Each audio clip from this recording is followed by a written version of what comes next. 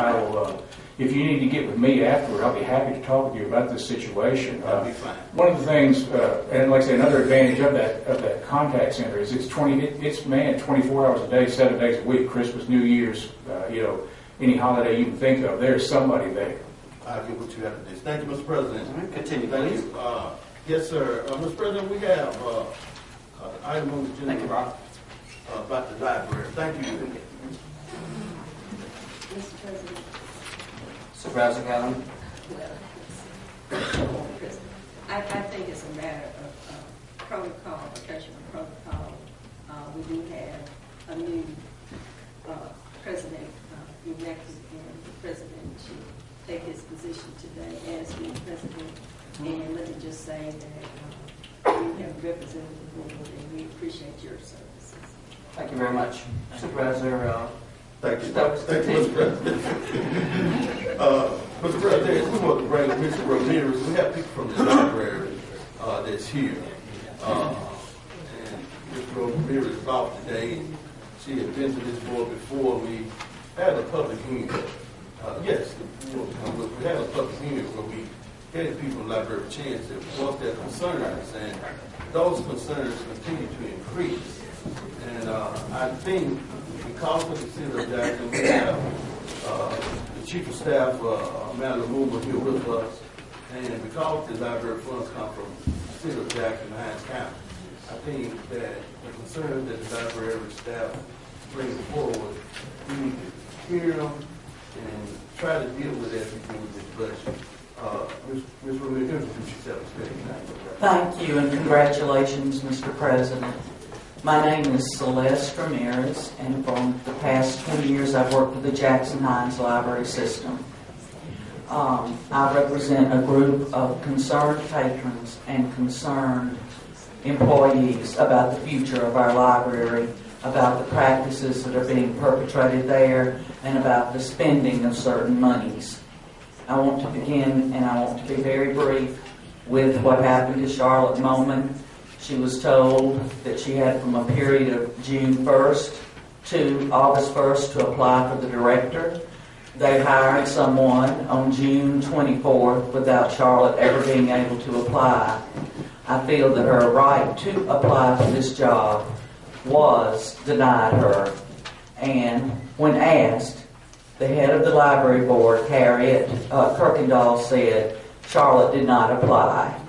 That has been her only answer. Well, that is a fact, but it's not the truth, because Charlotte Moman believed she had until August 1st to apply, when they actually hired someone, a white woman from Hancock County, on June 24th. Therefore, I level the charge of Jim Crow practices by Harriet Kirkendall against Charlotte Moman. The second item would be the abuse of black employees perpetrated by their white superiors. We wrote a letter to all of you about the way Dee Armstrong was treated by her white superior, how she was demeaned, driven to tears, and then asked to leave even though she had 5 hours left on her job by her white supervisor. Also aiding her in this was Burnett Nichols, the human resource manager, who says she stands for everyone, but clearly went downstairs and perpetrated trying to get Dee Armstrong to leave. You all read a letter from Ms. Bagwell about the way that Dee Armstrong was treated. You read a letter from me about the way that Charlotte Moman was treated by Burnett Nichols.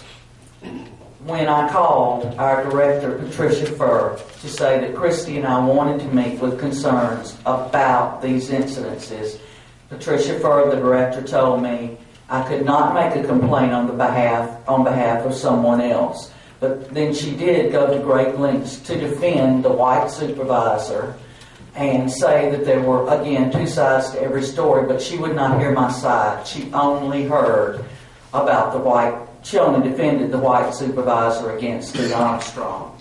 I called a well-known attorney, and he told me it was my right to complain if I witness abuse. If I witness abuse, which I did, and I was denied the right to talk about it. The next incident I'd like to talk about, and Ms. Calhoun, this is in your area of Bolden Moore. Johnny Mumford is a black diabetic woman. She has only one helper in her library.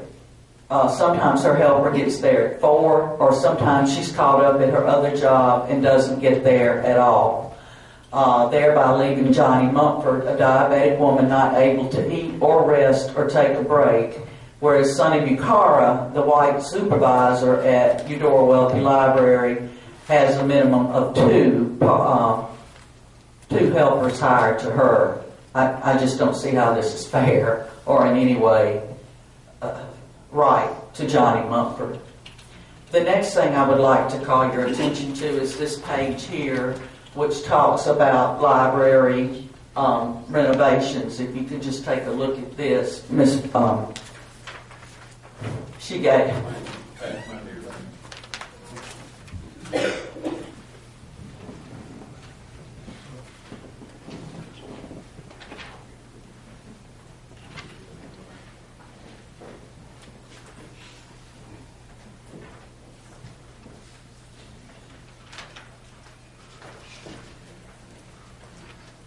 Thank you.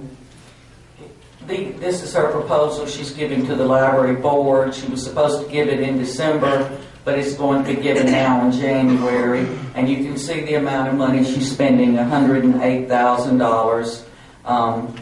This is to renovate one floor of Eudora Welty Library. And what concerns me is the next paragraph that says all pricing is the lowest possible price under Mississippi state contract with the companies. So multiple quotes are not necessary. Now, I'm not very smart, but it seems to me that if you're going to spend the public's money, you should have at least more than one quote. And my question is, if the library board votes on this, will they not question why there's not another bid? Here is the last thing, next to the last thing I want to bring up. It's on the second page, and it says, why renovate Eudora Welty? It says, currently most of the clientele that Welty Library attracts are homeless patrons and low-income persons who must come to use the library computers. She goes on to state that she would like these demographic groups to come, as they do not see Welty libraries are attractive or clean. That's what the $108,000 is for. To change the patrons that the library attracts must start with providing attractive, easily cleanable lounge chairs. So, to change the patrons. I don't know about the demographic of every library. I can tell you the demographic of Richard Wright. When 85% of the low-income patrons we have are black and 15% are white. We have people walking to the library to use our computers. We have them come to fill out job applications. These are the people that we are supposed to serve, the low-income people. She would like to attract you, Ms. Calhoun, but my question is, do you own a computer at home? And do you, Mr. President, do you own a Kindle or a book to read by? Which person? Aren't you the new president? Do you own a Kindle? Okay. Since you can pull up any information you need, and since you could download a book, is there any reason for you to come and see me at Richard Wright Library? Not for that purpose. Okay, not for that purpose. So, the people that need us are the low-income families, primarily 85% black, that have no other option and have no other way to get information for their children. They walk to us. They come to my story hour. They will walk to my story hour so their children can be entertained. So why would Patricia Furr want to change the people that we need to help? Okay. All right. Go ahead, please. The last thing I want to bring up was the abolishment of our training. As you know, as public officials, you walk a fine line between taking care of people that you can't make happy and people that you can, but that you always have to be polite, and you really never are afforded to say no. Previously, we were trained in all of this. It's very difficult to do it 40 hours a week, day after day. So once a year, we were organized to take training sessions on how to serve the public better.